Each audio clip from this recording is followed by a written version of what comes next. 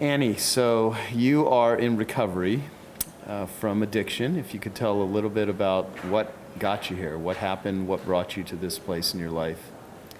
Well, I guess in a nutshell, I would say that I spent 23 years drinking, drugging, having unhealthy relationships, and having no actual awareness that those things were a problem.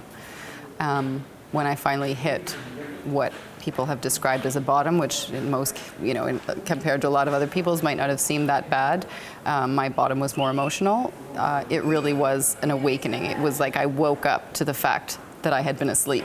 And I realized that I could no longer live that way. I no longer wanted to live that way. And I decided to make a change, and I made that change. How long ago was that?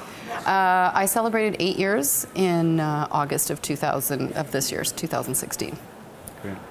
What is addiction? What's addiction? I mean, I agree with the definition that a lot of people use, which is that it's, the repeated behavior despite negative consequences. Whatever that behavior is, it could be, buying classical CDs, as Gabor Mate talks about, or it could be, putting needles in one's arm. I do agree with that as a definition. I think that as a society, we're all addicted to something, and therefore that definition, I think, needs to become broader in order for us to actually address really more of a social recovery. I think there's a need for us to really all take a look inside and figure out why it is that we can't just be comfortable in our own skin, comfortable sitting still, and comfortable in relationship, I mean, and I really love Johann Hari's. It's just, the opposite of addiction is not sobriety, it's connection.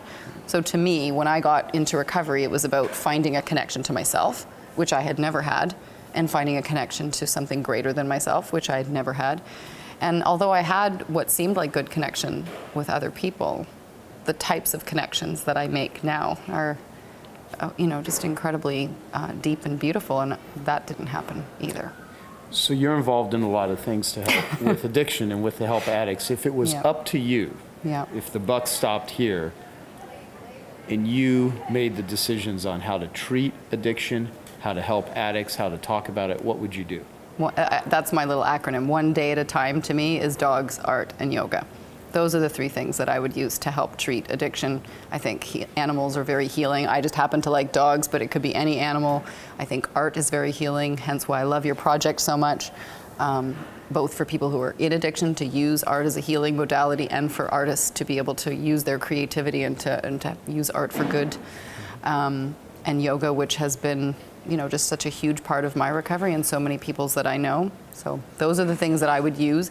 Now, I'm not talking about treatment, for people who, I'm saying that those are ways that can help people in their recovery. I'm not trying to say that somebody who is, deep in their addiction can heal themselves with simply those things. Some people may need to actually go to a treatment center. There will be a need for, connection through either mutual support groups. I'm not, prescribing that as the be-all and end-all. I just happen to think those things are profoundly healing ways of dealing with addiction and helping people to connect on those levels that we just talked about. Gotcha. What would you have said to your 18-year-old self if you could have said anything that you think would have maybe helped you make different choices? Don't be so hard on yourself. Don't be so hard on yourself. What would you say to any family members that are watching this that don't know what to do? They have a loved one, they have a child, they have a spouse, they have a friend that is mired in addiction and is a real pain in the ass, and they don't know what to do. What do you say to that person? I say take care of yourself. I say find yourself a support group, a support person. Don't give up on your person. There's I like to say to people, love is unconditional, help is conditional. There is a fine line between help and enabling.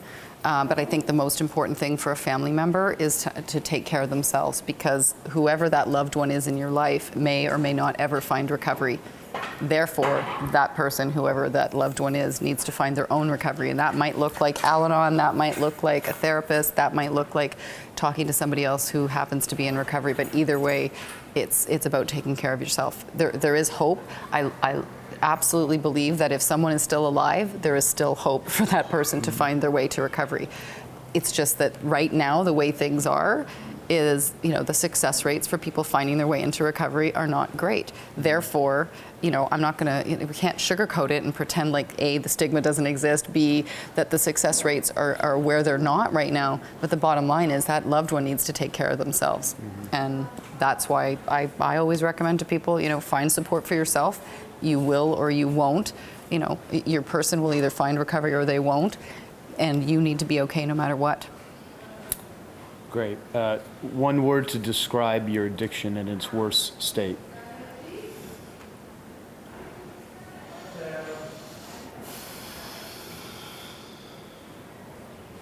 Soulless.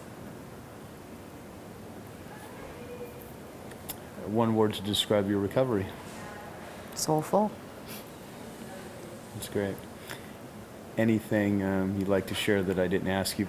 Yeah, I mean the projects that I'm involved in and that that are passionate for me is helping women find their way to recovery. So I'm putting together an event in New York City with She Recovers, and I'm really excited about that.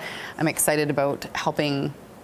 just excited about helping people find their way to recovery. I mean, that's really the reason I do all the things that I do, why I've worked in treatment, why I've started a nonprofit, why I started Recovery Day in Canada. It's all because I want there to be a light shining there, that, the same light that was there for me, that allowed me to find my way out of the dark. I want to be a light for other people. So I just keep trying to find more like-minded people, surrounding myself with people who are beacons of light, and be the lighthouse, right?